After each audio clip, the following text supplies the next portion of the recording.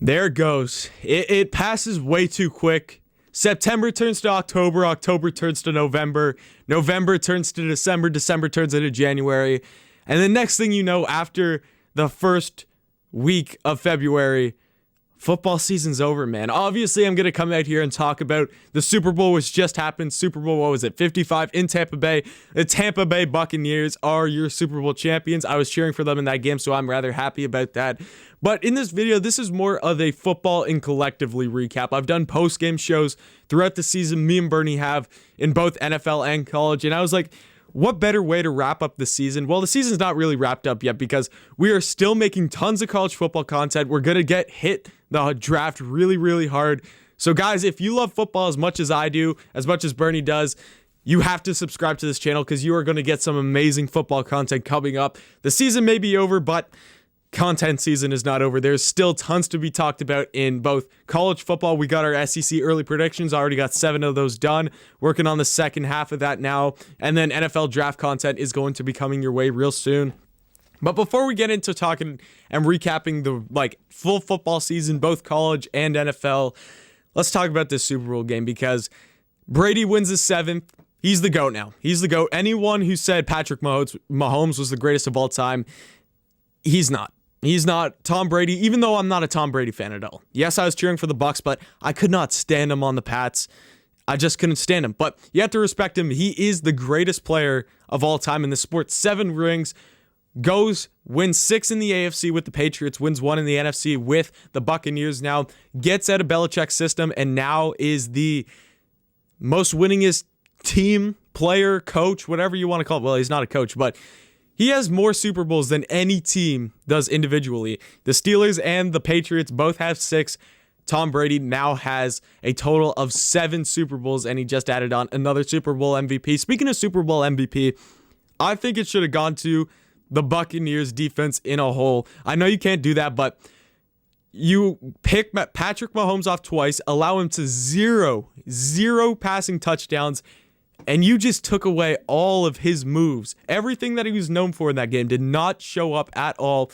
And of course, his receivers too. I think the secondary, all in all, the secondary deserves that MVP because Hill, Kelsey, whoever else you want to call it, you could go Pringle, you could go Robinson. Those guys were non-existent in this game. Like, when I mean non-existent, you barely saw Tyreek, you barely saw Kelsey. Those guys had no impact on the game. Antoine Winfield had a huge pick in that game, obviously. You got the big taunting call after that. Who else had the other pick? I can't remember who had the second pick, but Patrick Mahomes gets picked off twice. This Buccaneers defense won them this game. As good as the offense was, it was great to see Gronk score the first 2 touchdowns of that game. You get AB finally getting back in, scoring a touchdown in his first Super Bowl, and then you have playoff Lenny coming in with a big touchdown run later in that game. It was a good game. It was a good game. It won't go down as an instant classic, but, you saw some really good offense. You saw 2 of the greatest quarterbacks going at it. You saw the greatest ever against kind of the next wave of great quarterbacks in this league. So it was a good game. Even though the score didn't say it, it was entertaining. It wasn't like that the last time CBS did a game where it was Rams and the Patriots, where that game was just 13-3. You had no offensive action. It was just a boring game. This one had its parts. It had its moments where it was like, you know what? It's great to be watching these 2 teams go at it. So that is your Super Bowl postgame. Let's get into a postgame of both of these seasons. Coronavirus, COVID-19. Who knew that we were going to have a football season? Back in March, all the talk was, are we even going to get to play in a football season this year? Are we going to play football? You don't have the NFL draft. Well, no, they did have it on time. Never mind. The draft seemed doubtful, though. Even to have the draft, which could have been done remotely. You didn't need guys there. It looked doubtful at the time. But you know what? The NFL draft really gave the sports world hope when they brought that there because you got to see it all remotely. And it was just like, you know what? Sports are going to happen next year. Sports are going to happen. You have the NFL draft. Burrow goes first. You have Chase Young, then Okuda, then blah, blah, blah, blah. A bunch of guys go. I think it was Thomas, Georgia's offensive tackle going to the Giants. Then you had Tua. Then you had Herbert. Then you had Derek Brown, then you had Isaiah Simmons, then you had CJ Henderson, and the list goes on and on and on for how the draft went. But it was good to watch the NFL draft. It was really, really fun to watch the NFL draft. I had a blast watching that. Then you go into college football season, I swear back in July, there were so many tweets and so many different things I saw that college football season wasn't happening, and I was very disappointed. Like, it broke me down because I was like, that is something that I look forward to every single year. It's something that I'm missing right now. Like, and I've only been like a month sober from college football, and I already missed it a ton. So it kills, but like, especially in like July and everything, back when the rumors were that we were not going to have a college football season, my heart was broken. Even NFL was being questioned. My heart was broken. But you get into it September, or you even go, I remember mid-August, the Central Arkansas versus Austin Peay game. I remember watching that. It was football. It was FCS football, but it was the college football kickoff. Maybe the most views that an FCS game may ever get, because that was the first football game during coronavirus, and it was fun to watch. The first play ever, I remember going for like a 75-yard rushing touchdown. I can't remember who won that game, but it was just fun to watch football. It was so much fun to get football finally back and be like, you know what, this season's going to happen. Then you start to have you had the Big 12 and ACC start first in college football. You also had the NFL starting in September. But I remember watching games like Louisiana Lafayette versus Iowa State. And then there was like Memphis versus Army, or Memphis versus SMU, Texas State versus SMU. I think that was the game. There was just a bunch of random games that I just sat back and was like, it is so good to watch football again. It is so good. Like, those aren't games I'd normally watch, but just for football to be back, I had to throw it on, and I had a blast watching them. The day that NFL season came back, that NFL Sunday was an amazing day. I remember I was driving. I missed the second half of the Bears game because I was driving home from my cottage. Me and Bernie were both at my cottage at that time, but I remember just watching the first halves of the games, and it was like Christmas morning for me. It was so much fun. Like, just to see all the new players, all the draft players, to see Brady in the new uniform, everyone on the different teams and everything, all the new uniforms that so many different teams came out with, and be like, football season's happening this year. And it was an amazing feeling. That first September, the Bears, they go on they win 3 games, they lose to the Colts late September, but it was a great September for my Chicago Bears. September, you look at the Tampa Bay Buccaneers, who you're looking at now are the Super Bowl champions, lose the first game to the New Orleans Saints, and then they had a really slow start. They had a really, really tough time figuring out what team they were. You had the Steelers having an amazing start, and you just look at it and be like, man, how much the NFL changed from that point to this point. You go to late September when you have SEC football start finally kicking off. You had the big LSU, Mississippi State upset then. You didn't really have any big games in the Big 12 and the ACC until the SEC finally started. I think the first day of SEC football was like Oklahoma got upset by Kansas State that day. You start to get into the better games. The next week after that, you have Auburn, Georgia. Then you have Tennessee, Georgia. You had the Alabama, Georgia game after that. Just tons of monster games started flooding in. And then later, you look at late October, you get Big 12 or Big 10, and then you get Pac-12 football back. Ohio State, Penn State was a big game, a big marquee matchup there. But Penn State kind of flopped this year, so it was still a fun game to watch. Don't get me wrong, but it was kind of flopped there. You look at the NFL back in that season, I remember like Ravens Chiefs was a big game. I remember watching that. That was one of the first post-game shows I did. That was a really big game. The Chiefs just dominated. It was as simple as that. The Ravens could not keep up with them. The NFL just stayed really entertaining throughout the year. You had so many different situations with COVID.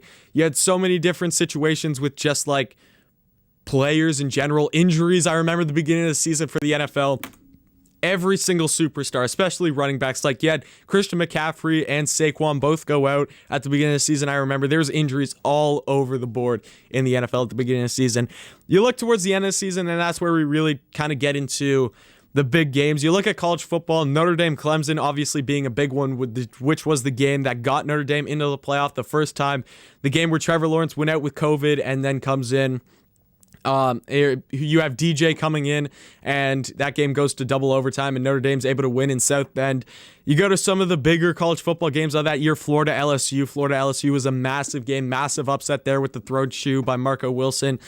What else do you look at? The Florida-Alabama game, that was one of the closer games. Definitely the best game that Alabama played all season. Like, that was the best team that Alabama played all season, and that was the closest game. Then you look at the playoffs. Clemson, Ohio State was obviously a game that I really, really enjoyed watching because I'm a big South Carolina Gamecocks fan. I got the jersey on, and I got some jerseys behind me. South Carolina, so Ohio State upset Clemson in a massive game, and then you just have Alabama beating the brakes off of Notre Dame. And then you finish up that season in early January with the Alabama Crimson Tide, Mac Jones, Najee Harris, Devontae Smith, the Heisman winner. I forgot to add that in there. You have Dickerson, you have Leatherwood, you have Surtain, you have all those different guys, Jalen Waddle, all taking home another national championship before heading on to the NFL, which is coming, NFL draft, which is coming up very, very soon. You look at the NFL, that's when playoffs started. You have the Browns make their first playoffs in seems like forever. And to see them beat the Steelers, that was such a fun game to watch and just a real feel-good game. The Browns-Chiefs game, don't get me started on that. If you watched my how is that not a targeting call video about the fumble through the end zone, I was not happy about that. I was just cheering for the Chiefs. I was just cheering for the Browns. I'm not a Browns fan, but that really made me upset. You look at the playoffs, my Chicago Bears make the playoffs, and we get slimed by the New Orleans Saints because we got put on Nick. It was a terrible game. You look at the Bills getting fans back home. Bills Mafia, they showed up. It was a live environment there. So much fun to watch that. Then who else do you have? You have the Rams beating the Seahawks. You had the Bucks beating the football team. And then you had the Bills beating the Colts and the Ravens beating the Titans. Fast forward to, divisional week. You had the Ravens and Bills in Buffalo on a cold, Saturday night in the last NBC game of the season. You had the Bills taking that one. And then you had the Chiefs going up against, who was it in the divisional round? Yeah, the Chiefs went up against the Browns in the divisional round, and we all know the Chiefs won that one. And then NFC, you got Rams and you got Packers. The Packers obviously take that one. And then Buccaneers, Saints, in probably what was the last Brady-Breeze matchup that we're going to get ever. And Breeze just did not look himself in that game at all. It was not his season. He was struggling. It was time for him to retire. Brady was still Brady, but Breeze, it was time for him to go. And for his last game to lose to Brady in a season where he could have been the first guy ever to beat Tom Brady 3 times in one season, came up just short. So unfortunate for the Saints there. Then you fast forward to, did I get both of the NFC games in? Yeah. AFC Championship weekend, Chiefs, Bills.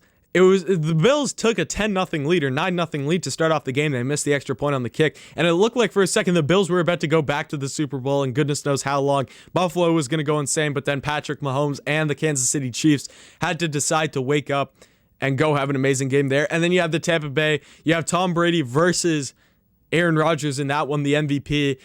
And Tom Brady was just pinpointing throws that whole game. He was on that game.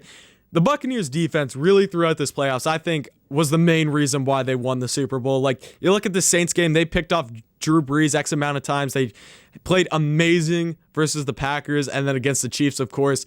You look to the Super Bowl, Buccaneers win the Super Bowl. Brady gets his 7th. Belichick stays at 6, and Tom Brady has cemented himself as probably the greatest thing in football ever now that he's won 7 Super Bowls and got out of Belichick's system. For all those people who are like, he was just a part of Belichick's system. He's just a system quarterback. It is what it is.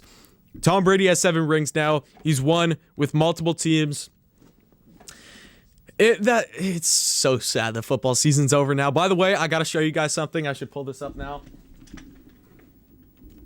Just for a coming video soon. I think I've leaked this in one other video, just something that I'm really excited about in a video that's going to be one of my favorite things, probably my most favorite video I've ever made. I'll give a little sneak peek. You can see that. We're going to have our first helmet build on this channel. Obviously, you saw that. No stickers on it and everything. I got those coming in. It's going to be a fun video, though. One other thing I just want to end this video off on. I kind of recapped the whole season, but one thing I really want to end this video with is thank you. Thank you to all of our subscribers and anyone who's watched these videos consistently over this football season, because you've honestly changed me and Bernie's lives. Like, we really, really appreciate it. Also, shout out to Adamo, who now works on our Instagram channel and helps us out a lot there. So thank you, Adamo. And if you haven't, definitely go check out our Instagram at TDSTOHRS. Great content on there. I'm sure that Adamo's doing an amazing job there. You're going to love his content. I'm sure of it. So definitely go check that out. But me and Bernie's lives have changed ever since this football season. Yes, we've been doing YouTube ever since he joined in February. I've been doing this for about a year, but I wasn't really full-time invested in. I didn't get fully invested until January 2020, and then I brought Bernie on in February, and ever since then, we've taken off. But this football season, man, we look back to where we were in June, July, or whatever. We just hit 1,000 subscribers in June. I think we were going into the football season with maybe, it would have had to been max, like 1,300, something like that. We just hit 4,000 subscribers today. So thank you guys so much for that. And it's just unreal to look back and be like, what the steps we were able to make. And it's all because of you guys and the good Lord, obviously. You guys have made us, like, our lives so much greater, and just, it's really made our lives how much fun we have with YouTube, and that we have people like you enjoying our comments. So we really appreciate that. I'm going to be honest. The plan is right now for us to keep working on YouTube. We will do whatever it takes to keep doing YouTube. To be able to do this and everything, I want to come back and do more football content next football season. I'm sure Bernie wants to do the same thing. But the reality is, next year, me and Bernie both go off to university, or at least that's the plan right now.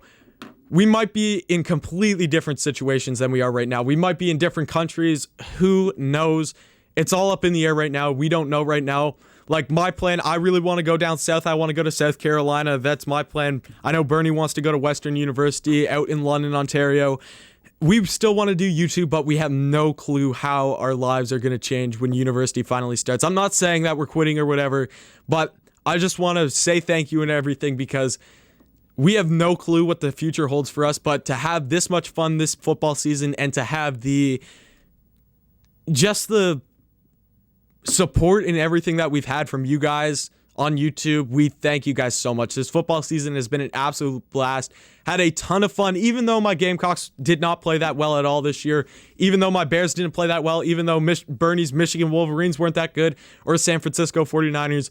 We still had an absolute ball of a football season, and that's all thanks to you guys. Like, we really, really appreciate what you guys have done for us in this channel, and we hope you guys stick around for more content, because we got tons of more content coming. Like, if we go off to university, that's going to be in August. So until then, at least, we're going to have the constant content flowing or whatever. I just wanted to put that out there and say, we have no clue what the future holds, but for this football season, it was really successful, and that was because of you guys, because we had a ton of fun, tons of support, and it's all thanks to you guys. So that's going to be my 2020-2021 football season recap. It's in the books.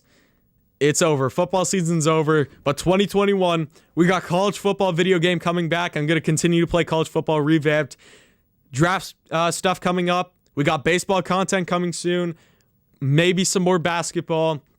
You got SEC early predictions. You just got tons of more sports content. So if you love sports content, hit that sub button, hit the like button, hit the comment button. Thank you guys for watching this video. I had a great time this football season. So thank you very much, and definitely come back next time.